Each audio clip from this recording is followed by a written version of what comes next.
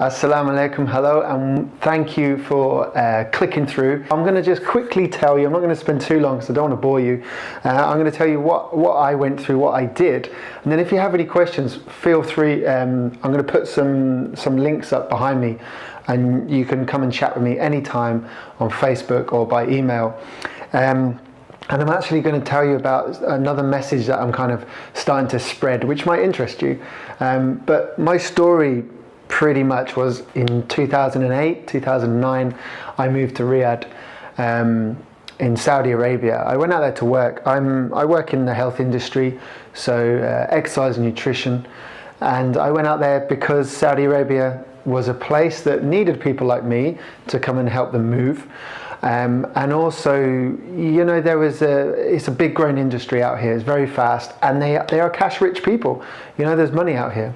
So I came out here, and as I was working here, I had no idea about Islam. Nothing at all. Apart from the fact that I'd seen some pictures on TV, what I thought was Saudi Arabia would be like, and most of the Middle East, which was war-torn and, you know, people blowing themselves up here and there. I had no idea. And this kind of image I had made me a little bit worried about coming here, but also it kind of gave me the impression that Islam was very, very strict. You know, if you put a foot out of line, that's it, boom, you'd be in prison, you'd be whipped, you'd have your hand cut off. You know, you hear all these stories. So the first kind of thing for me was to start understanding Islam purely to kind of make sure I didn't get put into jail. That was why I started it. I came out here thinking, right, I want to kind of lead as normal a life as I can, as what I was compared to doing at home, and not get caught doing anything that's too bad and, you know, put into prison and put me into a bad situation. I had no idea what it was like. So I started reading a bit about Islam. And this is, you know, I'm someone that, you know, I've lived with lots of different people in lots of different countries. You know, I've lived with people that are Hindus and Buddhists and Christians and Catholics, and I've had friends that are Jewish and atheist, non-believers, people that are spiritual, people that just practice sort of different spiritual different non-religions, but they believe that there's a creator, but they don't believe in, you know, the Bible or the Quran or any of the other kind of texts that we can get given. And I've always had this. I've always known that there's something bigger than us. I see. I can't. I'm not an atheist. I never have been, and I could never believe that, you know, boom, this was just one big accident. There's no purpose to my life.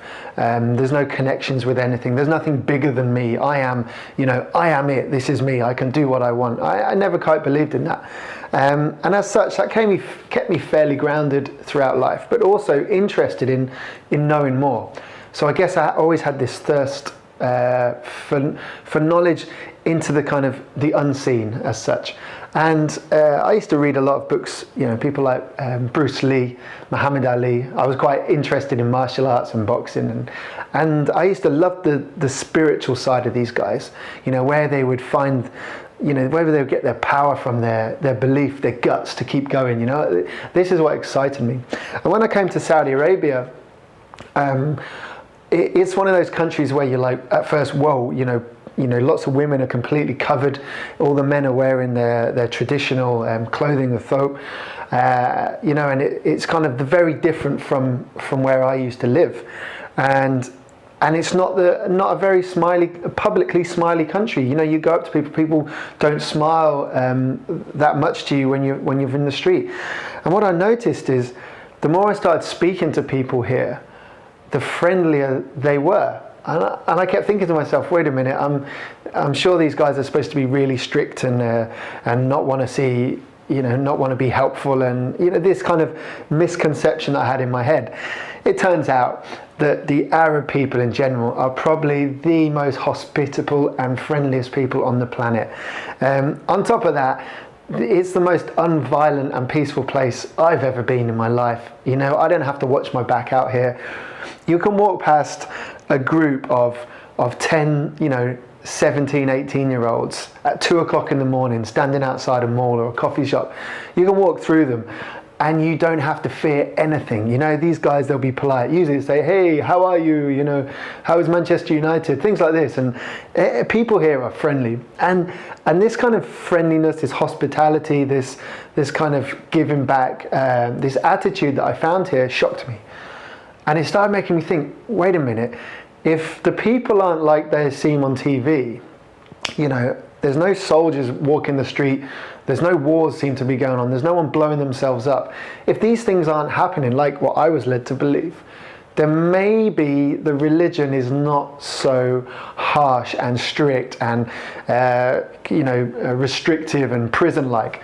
So I started talking to my friends a little bit more about the religion. Like, you know, how do you get on with this? You know, you're a cool guy.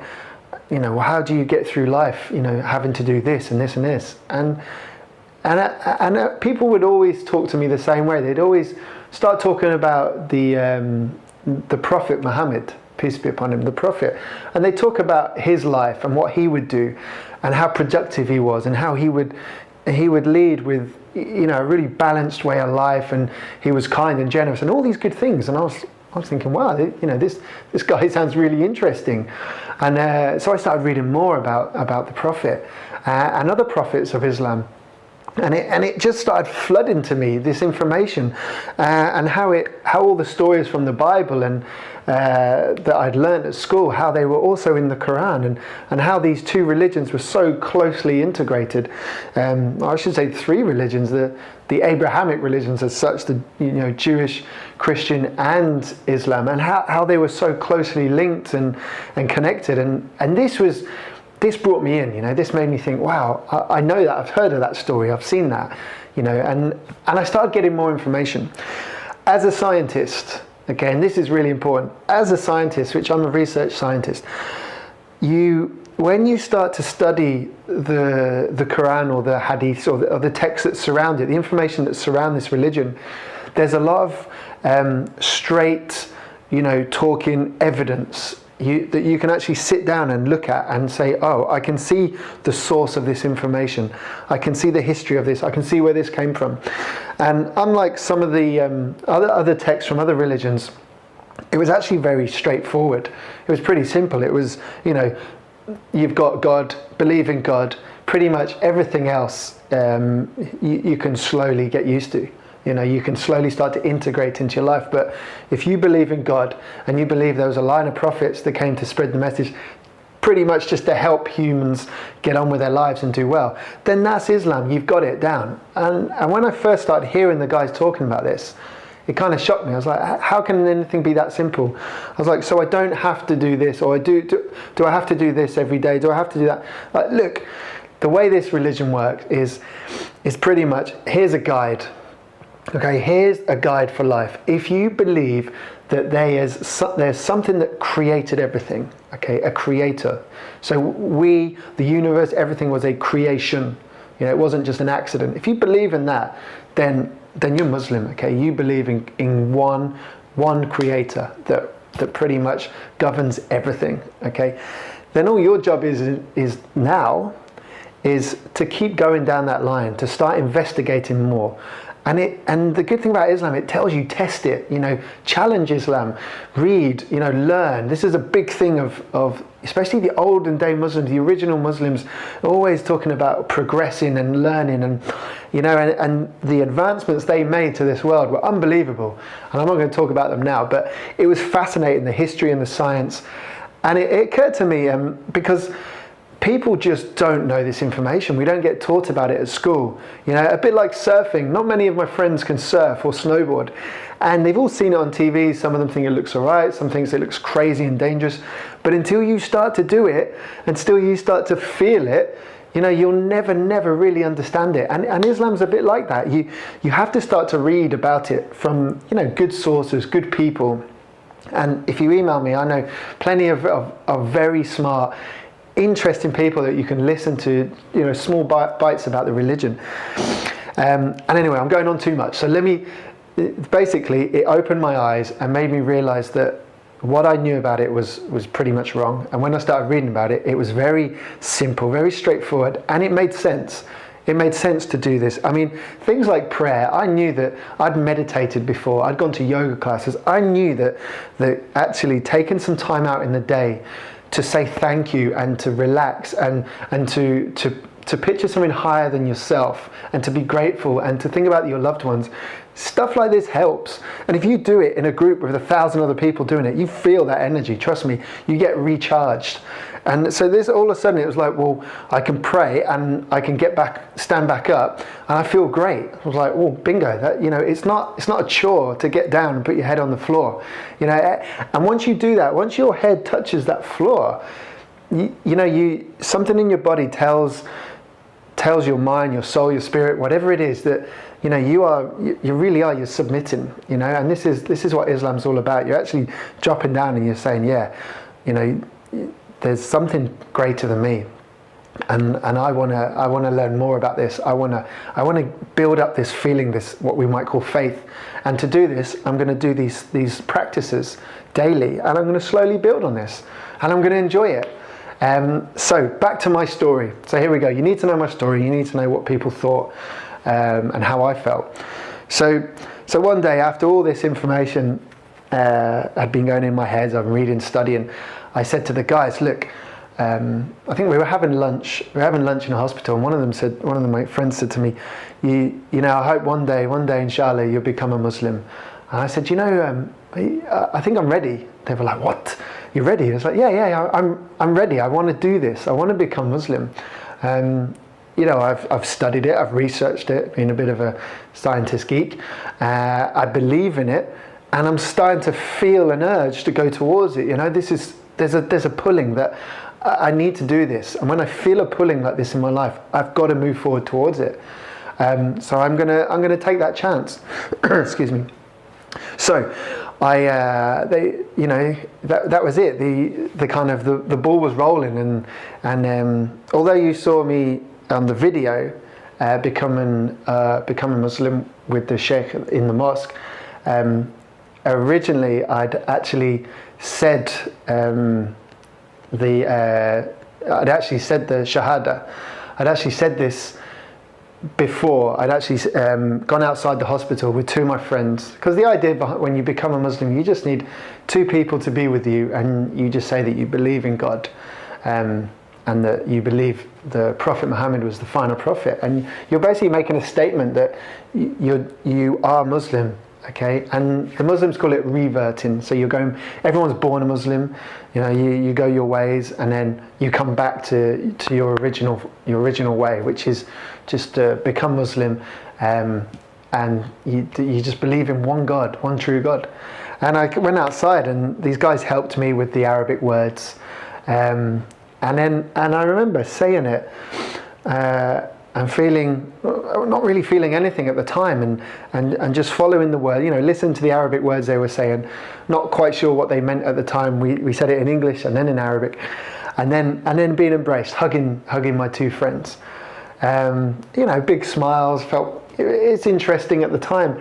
And then I remember walking back in the hospital, walking upstairs, and as I'm walking upstairs, I'm not kidding, my kind of, the sound around me, it's very weird to explain, but so crystal clear in my head. Things started getting quieter for me on the outside, because I remember walking in and there's people saying, oh, congratulations, and, you know, colleagues that I worked with shaking my hands, and it was kind of like I couldn't quite hear them. Their volume was turned down. It's strange, but the volume inside me was starting to turn up. And it was kind of like someone was mixing in the sound quality on the outside versus the inside. And I was talking, and this sound inside me was getting louder and louder. And it was starting to get to the point when I was actually starting to get a little bit worried. So I was like, oh, like an emotional feeling, you know, not happiness, not sadness, not anything I'd felt before. So I left and I said, oh, I'm just going to the toilet. Went over to the bathroom, went in and locked the door. And just stood in front of the mirror, and this sound was increasing, and this feeling was increasing. I guess the way to describe it would be feel like when a kettle's boiling, and I don't know, something like this, and you know something's going to blow. You've kind of got this feeling something's going to blow. I remember holding the sink, pushing water on my face, and thinking, what is happening? What is happening? And it got so loud that it got to the point, and I remember I just burst out crying. I was just crying and crying, and I remember crying and looking at myself crying in the mirror, and then I was crying so hard that I started laughing because I was, why am I crying? So now I'm starting to laugh and cry, and I'm thinking, please, hope no one can come in and see me like this. And it was just one big kind of explosion of feelings coming out of me, and just like that, boom, it stopped. I remember just looking at myself like, whoa, what just happened? And at that point, I had this feeling of just peace. Just that's how I describe it, like peace with everywhere within me, the outside. It was unreal. I'd never experienced anything like that before, and ever since that day, I've never quite got that feeling of peace back, but I've always had it with me. It's never been that sort of in my face.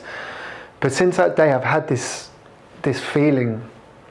It gets me a bit now, but I had this. It was a completely different feeling for me, and it's changed my life since that day, and I've never looked back since. And it's kind of strange talking to a camera about it. It's still quite weird talking to anyone about it, but it was a very, something that I can't explain. And that's what I love about, spiritual moments like this. You just can't, there's no scientist that can measure it. It's just something between you and God. And if people believe it, they believe it. If they don't, they don't. If they experience it, then that's amazing. That's what I want.